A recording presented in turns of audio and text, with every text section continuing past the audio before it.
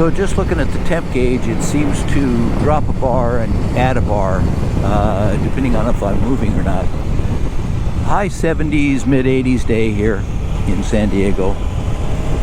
So it's running, I'll have to count the bar segments. I think there are 6 of them. But in traffic and slow speed, it runs to the 4th bar in these conditions.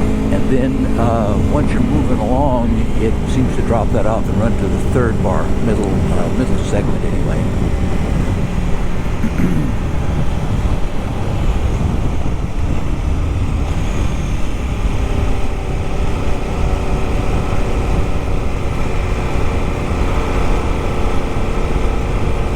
Just a note to the gentleman that asked me about how progressive and how smooth this throttle is as original equipment, and I'm going to remark again, going to get some fuel here, I'm going to remark again that I think it is much smoother than the OEM condition on the 17, not as smooth as after I had the race mapping done on it, but it's plenty smooth enough. Okay, so now we're going to show you what it's like to fuel this thing up, as I find. There it is. There's neutral. Pop the stand. And we'll shut her off. We got back to that 4th bar segment, so we'll shut her off.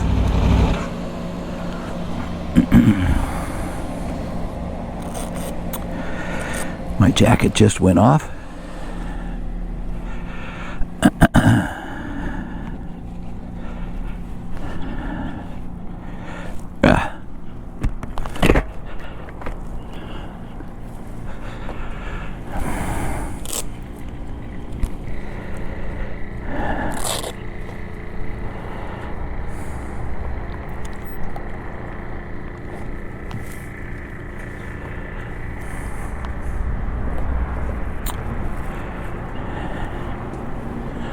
Push down and turn.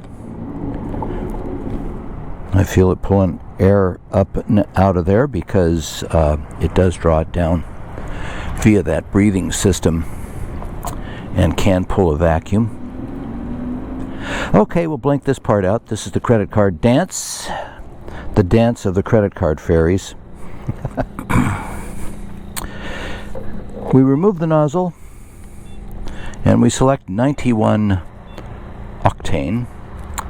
Pitiful amount. And okay, I'm not too sure if this is going to show, but we still have this mechanism that must be pushed back to arm the nozzle. but it's so much easier to do now. We're getting some flow.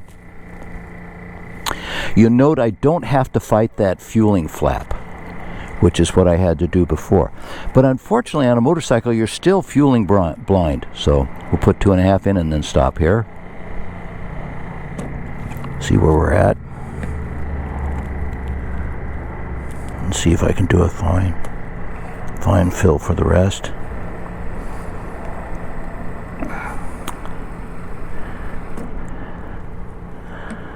Okay, right there. So you see what a difference. I don't have to fight that flap now when I fill it up. I doubt very seriously from an environmental point of view that there's any measurable difference to the environment. We pop this in 90 degrees. We're done. And again, there is absolutely no, well, there is a little bit of a hassle because you are fueling blind that first couple of gallons or whatever. But having said that, well, we walk over here and put on our gloves. This is going to be too long of a block. I'm going to have to chop it up.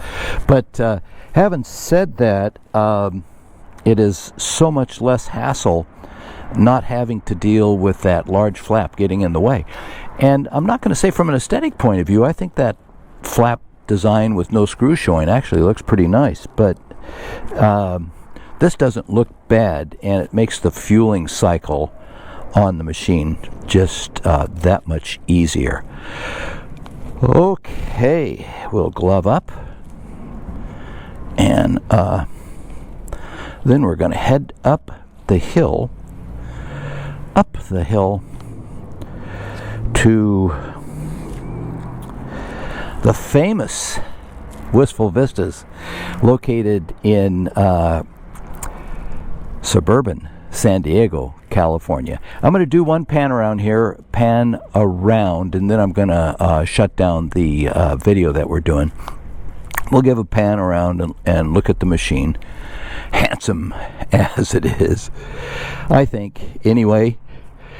And we'll pause and we'll look back at those valleys and roads that we've just covered and reflect. Hopefully you can see that.